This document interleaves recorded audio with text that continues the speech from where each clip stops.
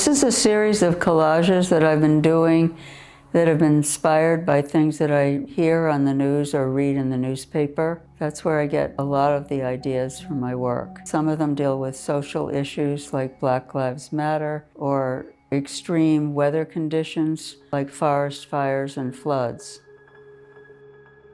This one, it's called Run For It. These cartoon characters are fleeing because you can see that the sky is getting hotter and hotter, heading toward a forest fire situation. And a lot of the branches are down and it's very dry. That's the kind of condition that leads to the raging forest fire that we see over here. I have a lot of friends in California and they've been suffering terribly from the smoke, having to stay isolated at home with the windows closed. That's what inspired me to do that piece.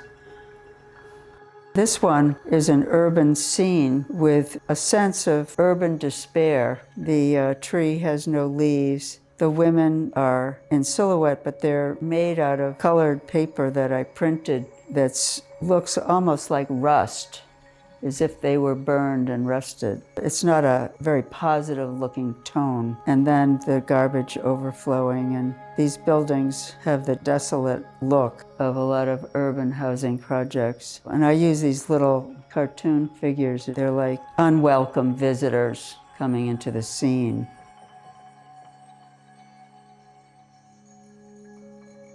This is one of a series of collages that I did when I was forced to stay at home under the lockdown due to COVID.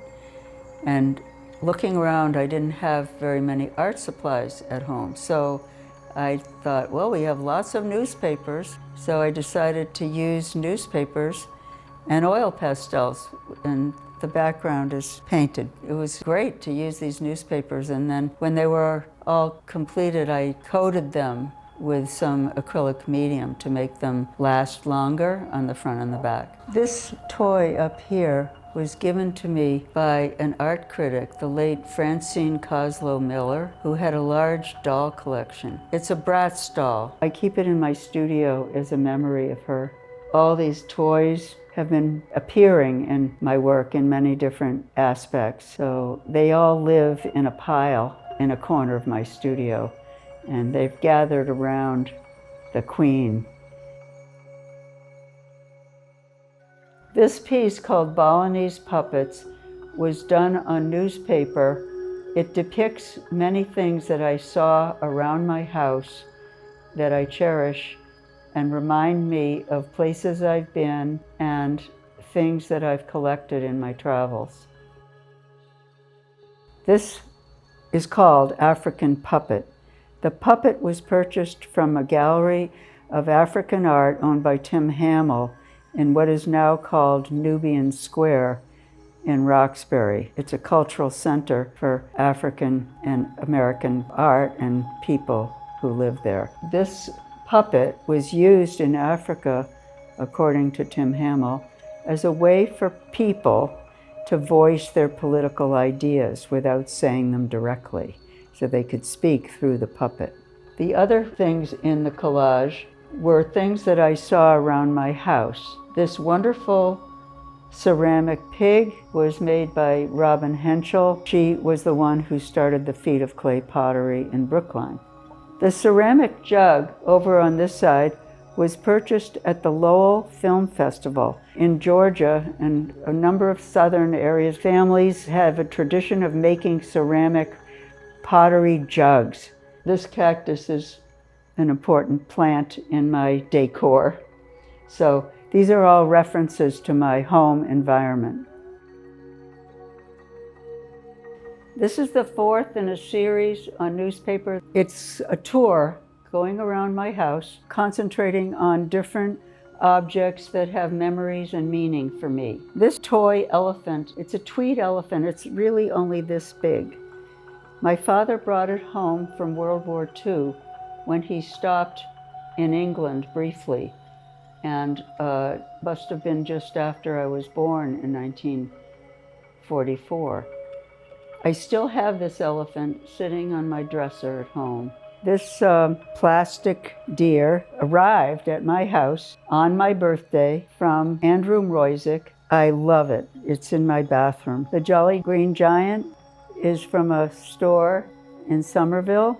It's one of the other sort of kitschy items I have in my bathroom, as well as the Mickey and Minnie that are made out of wood and probably were someone's amateur woodshop project. This was the last piece, and it's filled with wonderful memories.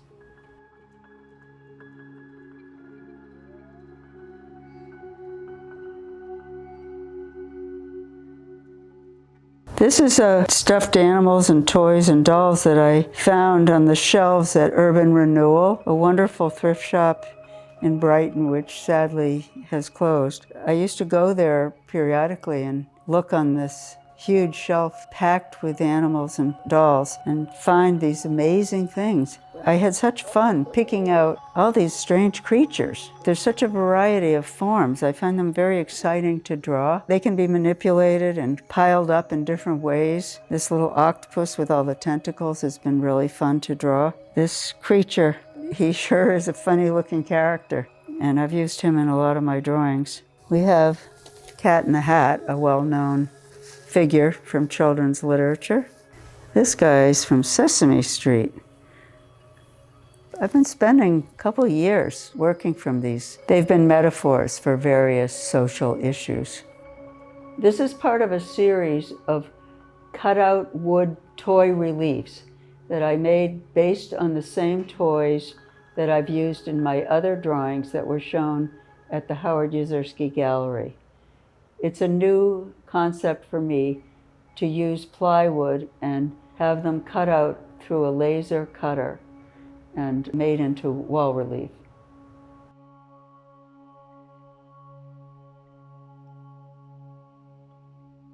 This is the third wooden cutout in the series, and it's the only time I've ever added color to one of the cutouts.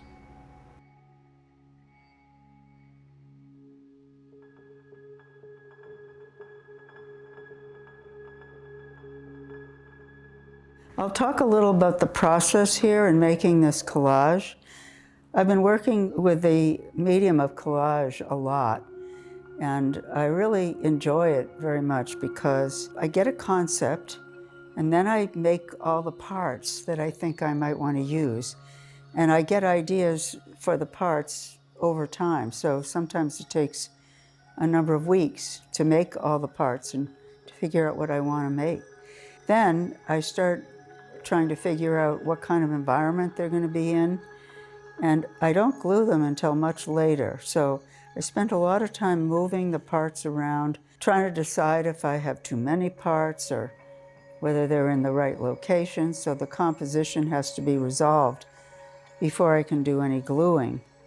So this takes quite a few days and a lot of thinking, and until it comes into a resolved state.